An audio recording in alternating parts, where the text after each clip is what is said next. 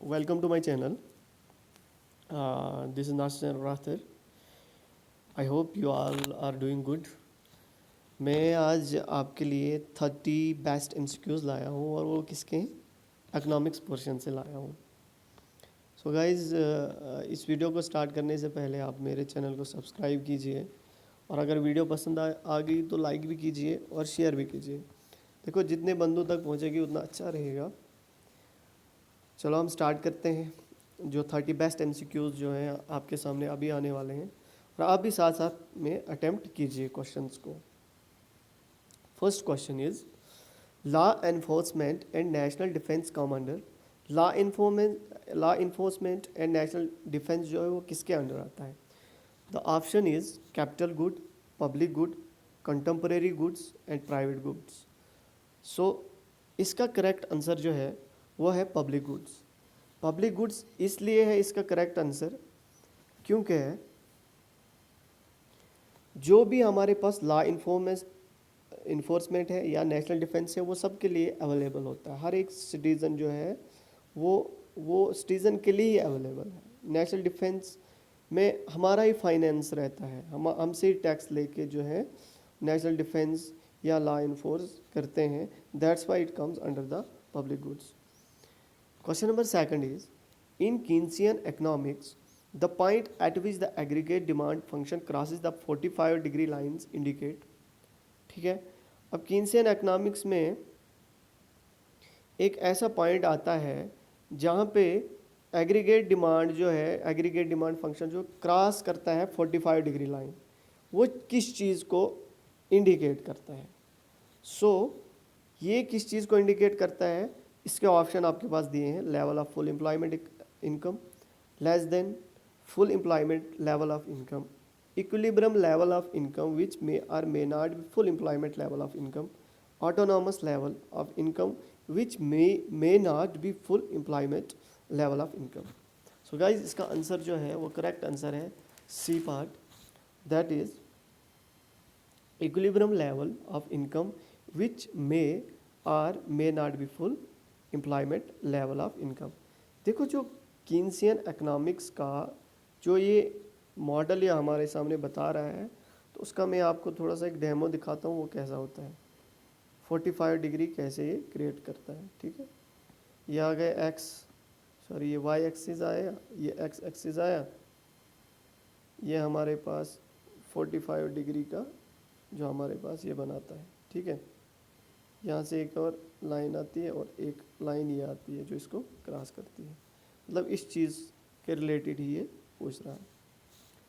Next question, dash dash quantifies the added satisfaction that a consumer garner from consuming additional units of goods और services.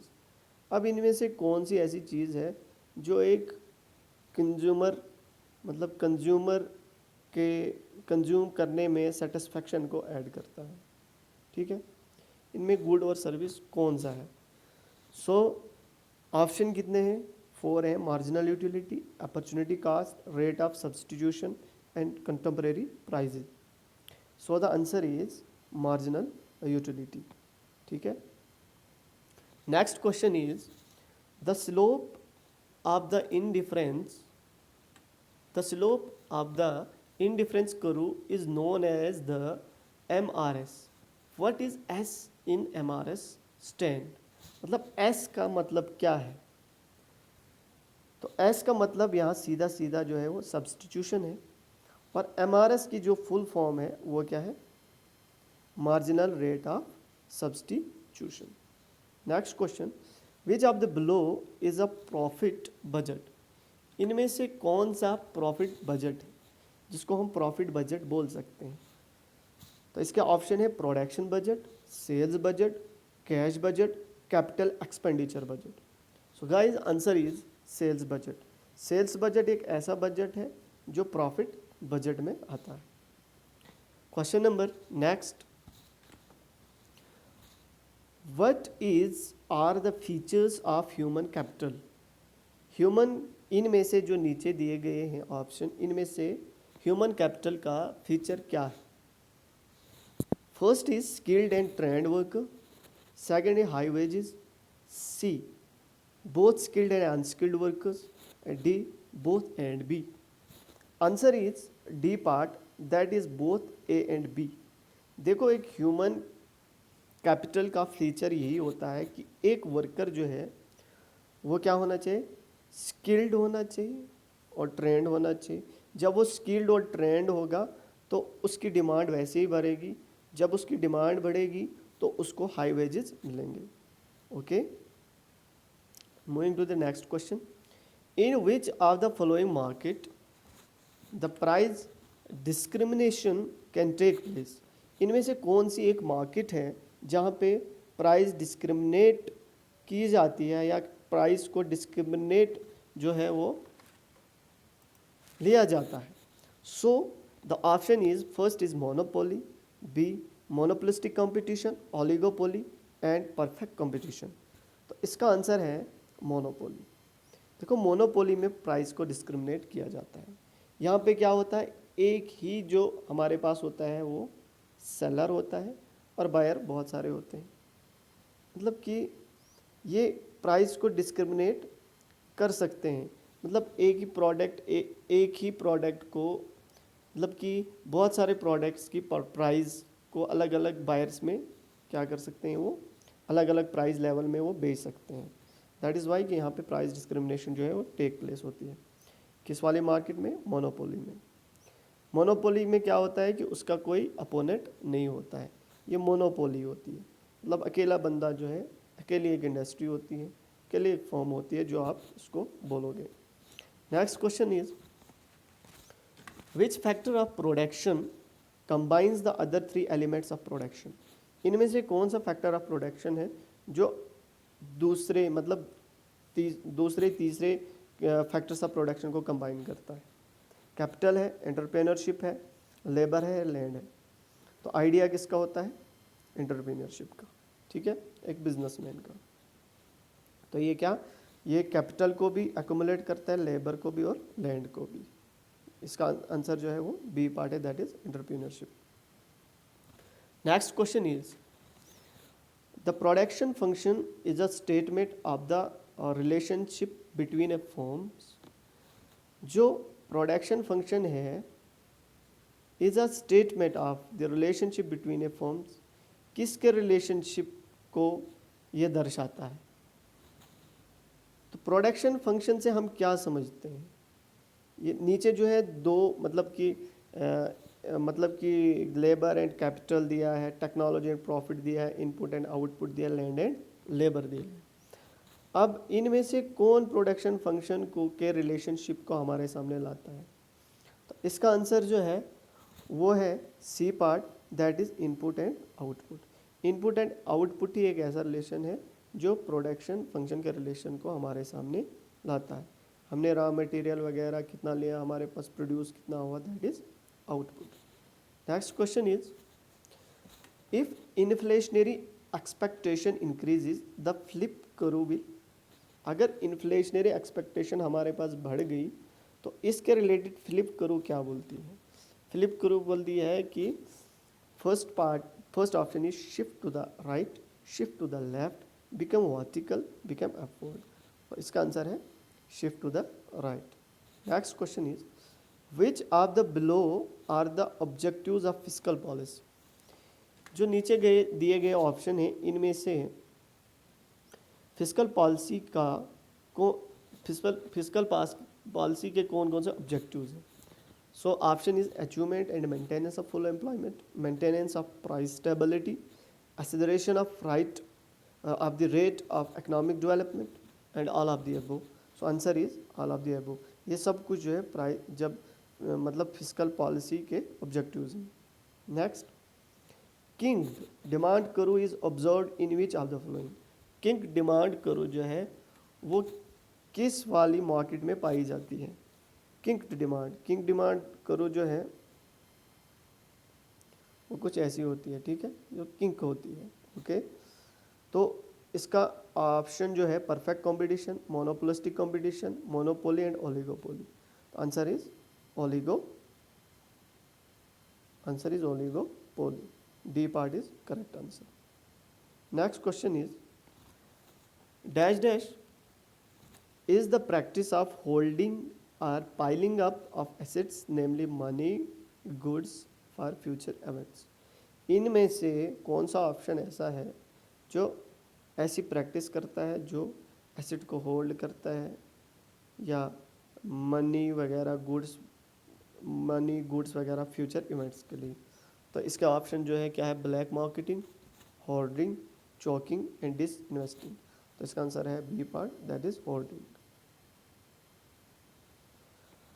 Next question is globalization has which of the following effects in an economy। Globalization के कौन से effect है economy में। तो इसका answer जो है हमें नीचे दिए गए ऑप्शन है। A part is increase international, B part is a company operating in more than one country, C part is stabilization of currency exchange rates. So the answer is both and B. International जो भी हमारे पास इसका increase बहुत हो रहा है, और B bar company जो है एक मोर देन कंट्री में ऑपरेट कर सकती है। Next question is clothes, mobile phone are examples of. Clothes और मोबाइल जो है वो किसकी एग्जांपल्स हैं। A part is perishable goods, durable goods, luxury goods और कॉम्प्लीमेंट्री गुड्स। तो इसका सीधा सीधा आंसर जो है वो क्या है, सॉरी, इसका आंसर जो है हमारे पास ड्यूरेबल गुड है, that is B part. Next question is dash dash is a situation when rising public spending lead to a reduction in private investment spending. बोलते एक ऐसी सिचुएशन आती है जब पब्लिक स्पेंडिंग जो है वो राइज होती है और उस पब्लिक स्पेंडिंग से क्या होता है, प्राइवेट इन्वेस्टमेंट जो है वो डिक्रीज हो जाती है। तो ऐसा कौन सी सिचुएशन है, ऐसा कौन सा इफेक्ट है। ऑप्शन है sparing in effect, crowding in effect, crowding out effect and sparing out effect. So answer is C part, that is crowding out effect. Next question is which of the following is a measure of statistical dispersion or which represents income inequality। इनमें से कौन सा ऐसा major है, हाँ, कौन सा ऐसा मेजर है जो स्टैटिकल डिस्पर्शन को रिप्रेजेंट करता है इनकम इक्वालिटी में, इनकम इन इक्वालिटी में। तो option is coefficient of elasticity, price elasticity, Guinea coefficient, estimated coefficient. इसका आंसर है गिनी coefficient. Okay, next question. In economics accelerator theory is an example of dash dash model. Economics में accelerator theory जो है वो किस model की example है। Answer है, ऑप्शन दिए गए हैं static, dynamic, latent and none of this. इसका आंसर है dynamic model. Next question, how many types of price discrimination exist in economics. एक इकोनॉमिक में कितनी तरह की जो है प्राइस डिस्क्रिमिनेशन एग्जिस्ट करती हैं। आंसर है 4, 5, 6 and 3। So the answer is 3। और वो 3 तरह की कौन सी प्राइस डिस्क्रिमिनेशन हमारे पास है। देखो 3 तरह की जो प्राइस डिस्क्रिमिनेशन है वो फर्स्ट डिग्री प्राइस डिस्क्रिमिनेशन, या इसको हम फर्स्ट डिग्री को हम परफेक्ट प्राइसिंग भी बोल सकते हैं। सेकंड डिग्री प्राइस डिस्क्रिमिनेशन, या इसको हम क्या बोल सकते हैं, मेन्यू प्राइसिंग भी बोल सकते हैं सेकंड को। और थर्ड डिग्री जो है इसको हम ग्रुप प्राइसिंग भी बोलते हैं। ये 3 तरह की डिस्क्रिमिनेटरी या डिस्क्रिमिनेशन प्राइजेज जो है वो एग्जिस्ट करती हैं। Which of the following, next question है, which of the following are not factors of production. इनमें से कौन सा फैक्टर ऑफ प्रोडक्शन नहीं है। Land, labour, machinery and capital. इसका सीधा आंसर है मशीनरी। देखो फैक्टर ऑफ प्रोडक्शन हमारे कौन सा रहता है, land, labour and capital. Okay, next question, demand for money क्या होता है। ऑप्शन सुनिए, real income demand, derived demand, inverse demand and direct demand. तो इसका आंसर जो है derived demand. Fiscal policy is a, fiscal policy क्या है, अभी तक हमने बहुत पढ़ा है। What is fiscal policy.